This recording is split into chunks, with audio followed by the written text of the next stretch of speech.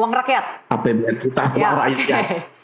Kami semangat juga ya melihat apa yang disampaikan dan semangat Anda kami apresiasi juga, Mas Syamsul. Tapi selain permohonan ke MK, apakah ada upaya lain mungkin yang Anda lakukan?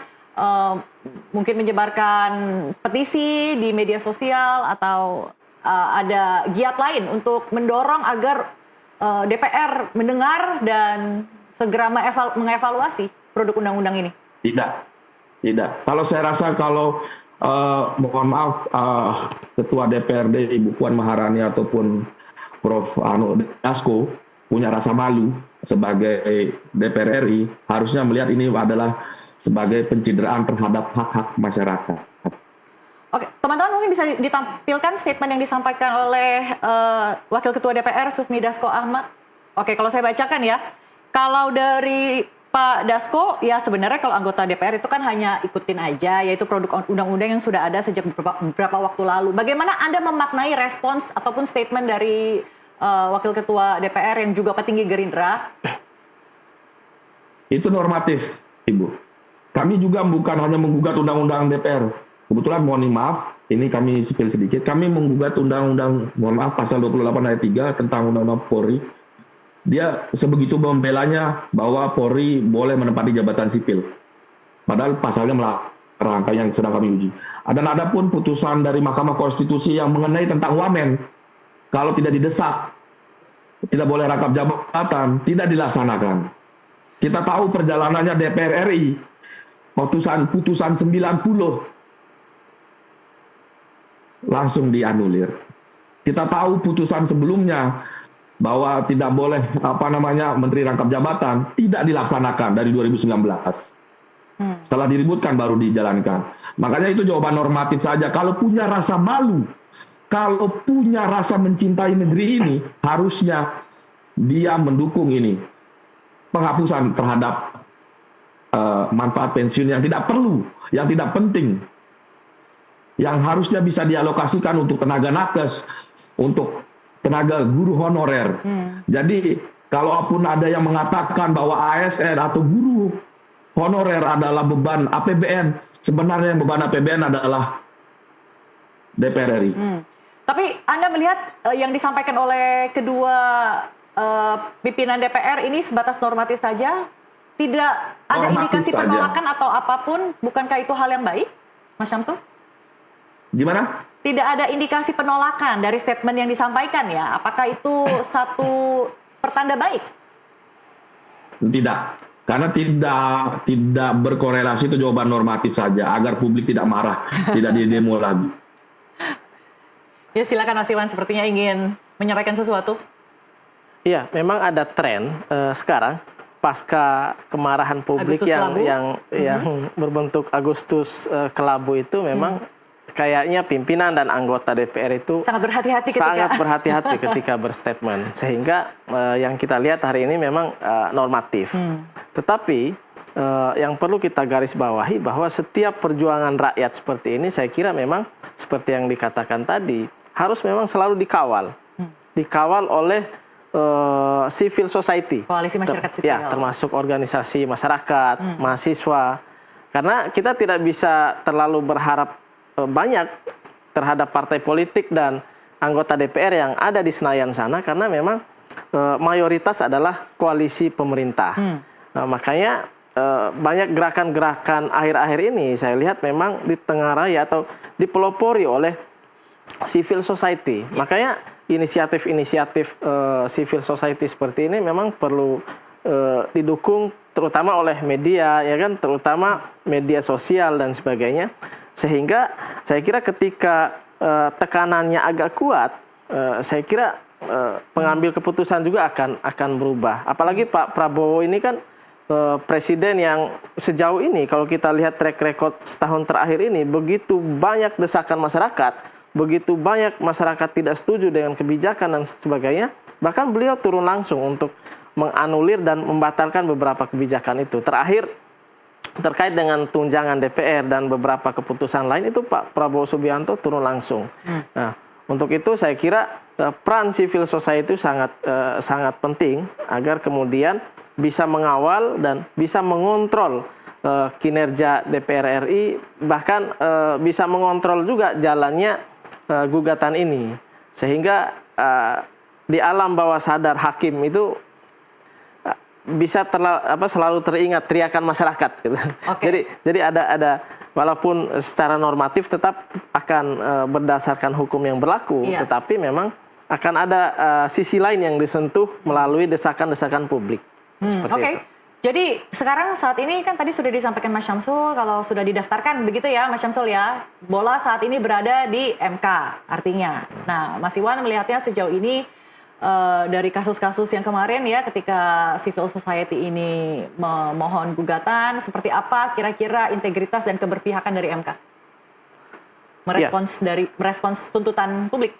Ya, saya kira MK akan tetap pada norma yang telah mereka tentukan sendiri atau hukum yang sudah berlaku, tetap akan mengikuti alur yang berjalan.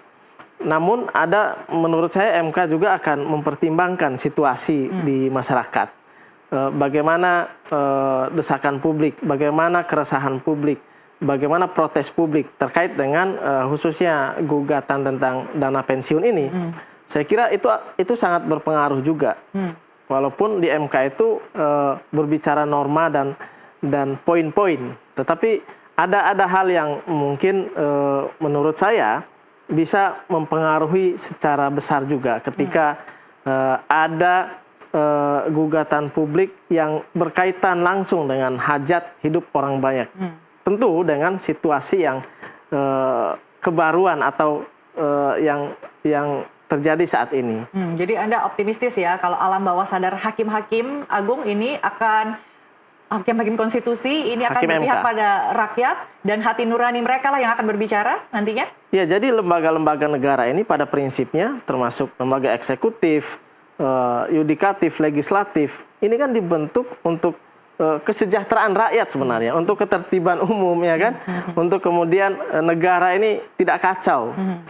Jadi eksekutif, legislatif, yudikatif itu ada sebenarnya tujuannya untuk rakyat. Terakhir Mas Syamsul, kalau misalnya dari Mas Iwan tadi ada secerca harapan gitu ya kalau MK ini akan berpihak pada rakyat. Bagaimana Anda memastikan perjuangan Anda dengan juga Ibu Lita ini tidak sia-sia? Ya, seperti tadi yang saya sampaikan. Jadi saya tidak akan pernah berhenti. Karena saya sering beracara di Mahkamah Konstitusi untuk menguji undang-undang, ya kebetulan undang-undang yang paling banyak saya uji termasuk undang-undang IKN yang 190 tahun hak guna usaha guna bangunan tapi belum diputus. Hakim dan hakim konstitusi wajib menggali nilai-nilai yang hidup di masyarakat. Jadi saya meyakini bahwa Mahkamah Konstitusi tegak lurus dalam menjaga hak-hak konstitusi warga negara.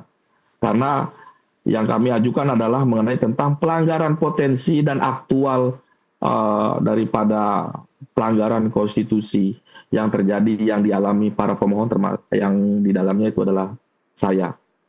Nah, yang artinya saya harapkan juga semoga saja apa yang kita inginkan, kita cita-citakan agar kita sama-sama mencintai Republik ini, agar DPR RI terketuk hatinya agar tidak terulang kembali, bukan hanya dengan jawaban-jawaban yang normatif, tapi dengan tindakan-tindakan yang normatif dan positif. Kalau mereka melihat video ini, closing statement saya adalah mereka berani nggak buka berapa nilai manfaat pensiun aksesnya. Baik. Biar dilihat masyarakat. Satu lagi terakhir. Tadi Mas Iwan ingin menyampaikan terkait dengan ada satu lagi mungkin yang bisa dievaluasi oleh Mas Syamsul dan teman-teman terkait dengan apa tadi masa jabatan? Iya, tadi memang saya berdiskusi dengan beberapa kelompok masyarakat. Sudah ada yang ajukan gugatan di MK juga terkait dengan periodisasi anggota DPR RI. Jadi mereka mengajukan cukuplah orang yang ingin jadi anggota DPR RI itu dibatasi saja 3 periode. Itu ada juga gugatan itu. Dan menurut saya itu rasional. Karena apa? Karena di DPR kita memerlukan ide-ide baru gitu. Kita memerlukan orang-orang yang berkompeten. Jangan sampai ada status quo gitu. Jangan sampai ada di DPR itu geng yang selalu berkuasa. Karena sudah terlalu lama, bahkan ada yang sampai 35 tahun.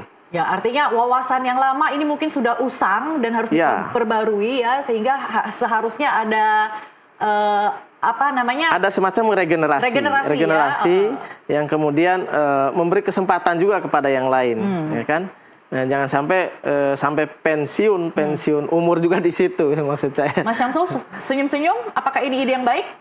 Sebelum saya tutup. Permohonan itu saya mengetahui permohonan itu, saya sangat sepakat dibatasi, termasuk dengan dengan syarat pendidikannya DPR RI. Itu yang akan kami juga sudah masukkan, nanti mungkin keluar nomor perkaranya, itu sedang kami uji juga dengan ada 6 pemohon, kebetulan S3 semua. Syarat untuk menjadi anggota DPR RI kami minta dijadikan S1, karena kalau dengan SMA fenomena ini akan terus terjadi. Kenapa terulang, repeat again? Yaitu tadi, karena fenomena adanya banyaknya anggota DPR artis menjadi anggota DPR RI yang tidak memiliki pengalaman, yang tidak mempunyai pengetahuan, tiba-tiba ada di DPR RI, tidak memiliki kompetensi. Contohnya, mohon maaf, Ibu Mula Jamela di Komisi 7, sumber daya alam energi, lingkungan hidup, dia ditempatkan di situ. Dengan kita lihat pengalamannya sebagai penyanyi, lingkungan hidup apakah bisa dinyanyikan biar bisa timbul sumber daya alam yang baik? Kan nggak logik. Dia ditempatkan di energi, sumber daya mineral, dan lingkungan hidup, kan nggak logis sekali. Dan dengan backgroundnya, kami saja yang seorang advokat harus S1 dulu, harus mengalami namanya pendidikan profesi, harus namanya ujian profesi advokat, baru mengajukan sumpah di pengadilan tinggi. Kenapa DPR RI hanya SMA saja boleh? Baik. Itu yang sudah kami ajukan, insya Allah. Baik, terima kasih Mas Syamsul sudah ngobrol bersama dengan kami. Semangat dengan perjuangannya, dan juga terima kasih Mas Iwan Setiawan, Direktur Eksekutif Indonesia Political Review. Terima kasih telah hadir di NTV Prime. Pemirsa, kami masih akan kembali, tetaplah di tempat Anda.